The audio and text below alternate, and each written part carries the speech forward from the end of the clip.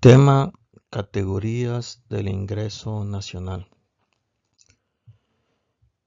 Una vez analizado cómo se mide la actividad económica de un país, intentaremos en el estudio de las principales mediciones.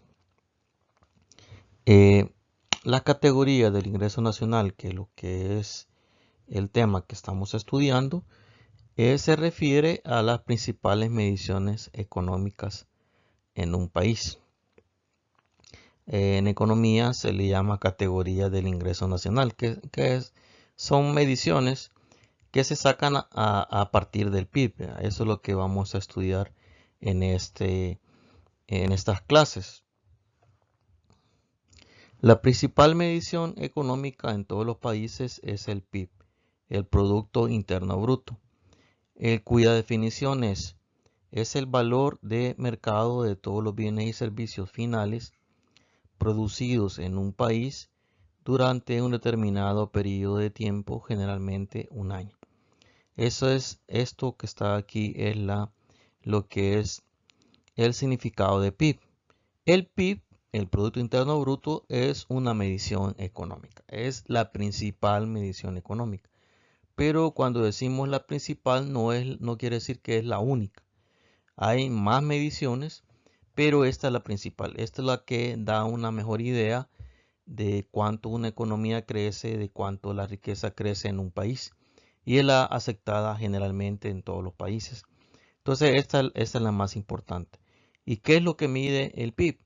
El valor de mercado de todos los bienes y servicios finales. O sea que el PIB solo mide productos finales, él no mide productos intermedios producidos en un país. El PIB solo mide la producción dentro de un país. No le interesa medir la producción de otro país. Por ejemplo, cuando estamos midiendo la producción del PIB de El Salvador, no vamos a medir producción de otro país, ¿verdad? Durante un determinado periodo de tiempo, generalmente un año. El PIB generalmente se mide al año, pero en países avanzados como Estados Unidos y Europa, se mide cada 3 meses. En El Salvador, el encargado de medir el PIB es el BCR, el Banco Central de Reserva. Y a precios corrientes es alrededor de 32.488.70 millones al año. Esta es la producción o la riqueza que genera El Salvador cada año, pero este PIB es a precios corrientes y es para el año 2022. Como decía anteriormente en lo que era el concepto, el PIB se mide cada año y es lo que produce en cada país. Aquí en El Salvador se ha tomado la decisión de medirlo cada año y este fue el resultado para el año 2022. Este fue el PIB, para que se tenga una idea cómo se está produciendo aquí en El Salvador. Pero, como ya habíamos estudiado precios corrientes y precios constantes, a precio constante este PIB que está aquí se convierte en 26.745 millones para el mismo año. O sea que en precios corrientes el PIB es 32.000 millones, más esto que está aquí, pero a precios constantes es 26.000 millones, ¿vea? Para el mismo año, para el año 2022. Esta diferencia es por lo que aquí utilizamos el año base y aquí utilizamos los precios de cada año vigente. Entonces, por eso se ve, los economistas prefieren este. Este es el crecimiento real de la economía de El Salvador. Este es un crecimiento, podría decirse un crecimiento inflado porque ya hay inflación, pero en cambio este que está aquí es lo que más les interesa saber a los economistas. Cuando las oficinas estadísticas de los principales países calculan el PIB cada 3 meses, también calculan otros indicadores para tener una idea más exhaustiva de lo que está ocurriendo en la economía. En otros países el PIB se calcula cada 3 meses, pero es un esfuerzo bastante difícil. Entonces aquí en El Salvador se ha decidido medirlo cada año. En cambio en otros países se mide cada 3 meses. Pero como ya vimos el PIB, que es el principal, pero hay otras mediciones que se desprenden del PIB, que eso es lo que vamos a seguir estudiando. A continuación se escribirán cada una de esas nuevas mediciones que salen a partir de lo que es el PIB. Y aquí vamos a estudiar lo que se llama el PIB per cápita. Antes era el PIB, pero aquí esta medición se llama PIB per cápita. Per cápita quiere decir PIB por cabeza. Eso quiere decir, creo que es latín, per cápita. Y se dice PIB por cabeza. Pero como es un poco denigrante oírlo PIB por cabeza, como que estuviera midiendo ganado, se hace un poco más elegante y se dice PIB per cápita, que es en latín, pero significa lo mismo. El PIB per cápita resulta de la división del total del PIB entre el número de habitantes del país. Entonces, ¿cómo se saca el PIB per cápita? Usted toma los 26.000 millones que habíamos dicho anteriormente y lo divide entre el número de habitantes del país, que digamos que fueran unos 6 millones. Entonces 25.000 millones entre 6 millones, eso le daría lo que es el PIB per cápita del país.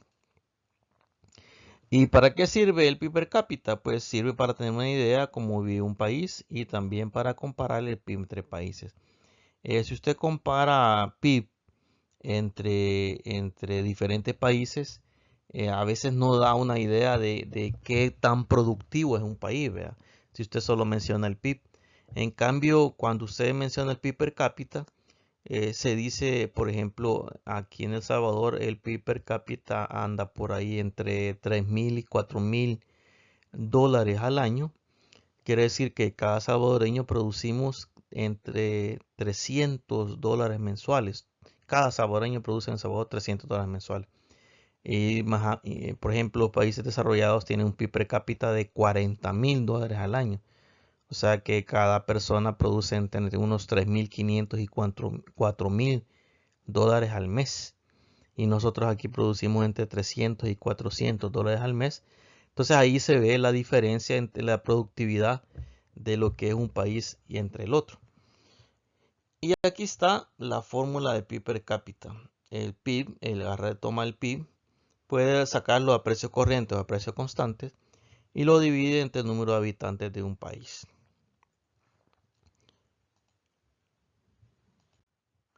La segunda medición económica que se desprende de lo que es el PIB es el Producto Nacional Bruto, o también se le conoce como PNB. El PNB es la renta total percibida por los residentes permanentes de una nación, o sea, llamados nacionales. El PNB se diferencia del PIB porque el PNB solo toma lo producido por los nacionales de un país, no importa dónde estén. ¿Ya? El PNB mide la producción de los, veamos en el caso de El Salvador, solo mide la producción de los salvadoreños, no importa en qué país estén. Pero si esa producción la mandan para el país, ¿verdad? Si esa producción que los salvadoreños, por ejemplo, producen en Estados Unidos y no la manda para el Salvador, entonces no la mide, solo la mide cuando algún salvadoreño está en el extranjero y manda parte de esa producción, la manda para El Salvador, ahí la mide el PNB. Se diferencia del PIB en que incluye la renta que ganan los ciudadanos de un país en el extranjero y excluye la que ganan los extranjeros en un país. O sea que si tomamos en cuenta el dinero que producen los salvadoreños en el extranjero y que lo mandan para El Salvador, no vamos a tomar en cuenta el dinero que producen los extranjeros en el país y que envían para sus países. Entonces, eso es el PNB. Toma en cuenta, en el caso de El Salvador, toma en cuenta todo lo que producen los salvadoreños fuera del país y que mandan para El Salvador, lo toma en cuenta el PNB, pero no toma en cuenta lo que producen los extranjeros en el país y que mandan para su país. Entonces eso es el PNB en sí. La fórmula es PNB es igual al toma el valor del PIB, se le restan las remesas de extranjeros en el país y se le suman las remesas de los nacionales que están fuera del país. Aquí no solo también incluye, no solo es personas, sino que también incluye empresas. si hay empresas que están en el extranjero y mandan dinero para acá, y si hay empresas que están en El Salvador y mandan dinero para sus países, pues ahí se les resta. También incluye empresas. Por ejemplo, veamos un ejemplo a grandes rasgos de lo que es el PNB. Cuando un ciudadano guatemalteco trabaja temporalmente en El Salvador, su producción forma parte del PIB de El Salvador, pero no del PNB de El Salvador. Forma parte del PNB de Guatemala. Pero, por ejemplo, si un guatemalteco aquí en El Salvador produce $500 mensuales, si no manda dinero para Guatemala, entonces el PNB no lo toma en cuenta. Pero digamos que ese guatemalteco gana 500, se quedan 300 aquí y manda 200 para Guatemala, ahí se le resta 200 al PNB de El Salvador. Entonces, porque él está mandando dinero para Guatemala, entonces ahí se le resta. Ese es un ejemplo. En la mayoría de los países, el PNB y el PIB son bastante parecidos. En los países avanzados, el PNB y el PIB es casi igual. Nada más que siempre los países ricos andan buscando que el PNB sea mayor. Ellos prefieren que el PNB sea mayor que el PIB porque eso significa que están trayendo riqueza de otros países. ¿Verdad? Cuando el PNB es mayor que el PIB, significa que ellos están trayendo riqueza de otros países y eso es lo que buscan los países ricos, ¿verdad? Pero en el caso de nuestros países, El Salvador, ellos buscan lo que es el PIB, es la medición principal. Aquí está, los países desarrollados miden su economía a través del PNB, eso es lo que más les interesa a ellos, que su PNB crezca, ¿verdad? El PIB también, el PIB va creciendo, pero la producción interna. Pero cuando el PNB crece más que el PIB, quiere decir que estamos trayendo dinero de otros países y nos está yendo mucho dinero de nuestro país. Entonces esa es la importancia de que un PNB crezca. Eh, Vamos a ver otras dos mediciones que también se viene como en cascada. Este efecto se viene como en cascada. La medición anterior, esta medición toma la medición anterior, la siguiente medición toma esta medición y así vamos a ir yendo. Está el Producto Nacional Neto y el Ingreso Nacional. Pues el Producto Nacional Neto toma en cuenta lo que es el PNB. Veamos qué es el Producto Nacional Neto o el PNN. Dice, es la renta total de los nacionales de un país, o sea, es el PNB, menos las pérdidas derivadas de la depreciación. ¿Y qué es la depreciación? La depreciación es el uso y desgaste de la existencia de equipo y estructuras de la economía, como la oxidación de los camiones, el hecho de que las computadoras se vuelvan obsoletas. Eso es depreciación, cuando un activo pierde valor por su uso. Entonces, agarramos para sacar el PNN, agarramos lo que es el PNB y le restamos la depreciación que las empresas todos los años reportan al Ministerio de Hacienda. Y la fórmula del PNN es esta. Al PNB le restamos la depreciación de las empresas y eso nos va a dar el PNN. El siguiente es el ingreso nacional. Entonces aquí en el ingreso nacional tomamos el valor del PNN para sacar el ingreso nacional. Dice, es la renta total que perciben los residentes de un país en la producción de bienes y servicios. Se diferencia el Producto Nacional Neto del anterior en que excluye los impuestos indirectos sobre las empresas como los impuestos sobre las ventas. El principal impuesto indirecto sobre las ventas es el IVA, ¿verdad? Está el de la gasolina también. E incluye las subvenciones a las empresas. Las subvenciones a las empresas es una ayuda que da el gobierno a las empresas. Eso es una subvención. Y aquí está la fórmula del ingreso nacional. Tomamos el PNN y le restamos los impuestos indirectos como el IVA. Aquí en el ejemplo está el IVA, pero en realidad se tienen que restar todos los impuestos indirectos. El de la gasolina y hay otros impuestos indirectos que hay por ahí. Y se le suma también las subvenciones a las empresas, o sea, las ayudas que el gobierno le da a las empresas. Y todo esto se convierte en ingreso nacional. Hoy veamos el ingreso personal. Esto es igual que lo que hemos venido trabajando, ¿va? El ingreso personal es igual que lo que hemos venido trabajando, que tomamos lo anterior y le agregamos algo más.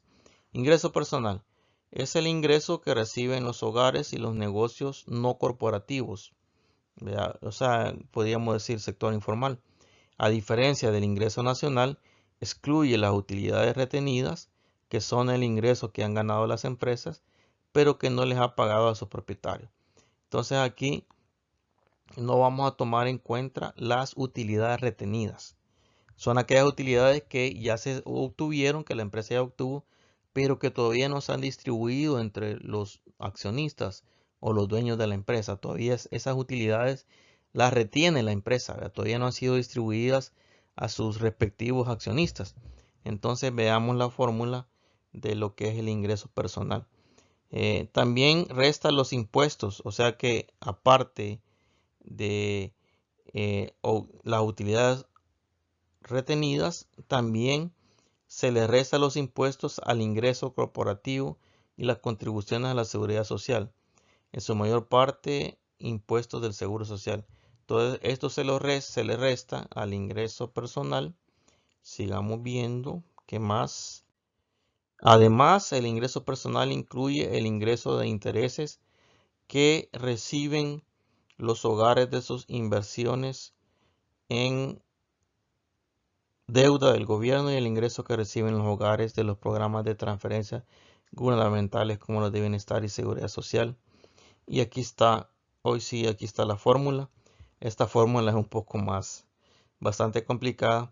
Agarramos, este es el ingreso personal, tomamos el anterior, que es el ingreso nacional, le restamos las utilidades retenidas por las empresas, le restamos los impuestos de la renta, le restamos el seguro social y las pensiones y le sumamos los intereses de las personas que por préstamos al gobierno, o sea, aquellas personas que han comprado deuda del gobierno, se le suman a esto y también las pensiones y subsidios. Todo esto se le suma. Aquí está lo que se le resta y aquí está lo que se le suma y se toma en cuenta el ingreso nacional. Se toma en cuenta el anterior, se le resta esto y se le suma esto y eso se convierte en lo que es el ingreso personal de la medición de un país. Y por último, vamos a ver el ingreso personal disponible. Es IPD, ingreso personal disponible. Al igual que los demás, se toma el anterior y se le agregan ciertas circunstancias del actual y sale en esta nueva medición. Pero veamos qué es el ingreso personal disponible. Es el ingreso que los hogares y las empresas no corporativas tienen después de cumplir con todas sus obligaciones con el gobierno. Ese es el ingreso personal disponible. Es igual al ingreso personal, o sea, el anterior, a la medición anterior, menos los impuestos personales y ciertos pagos no impositivos, como multas de tránsito, por ejemplo.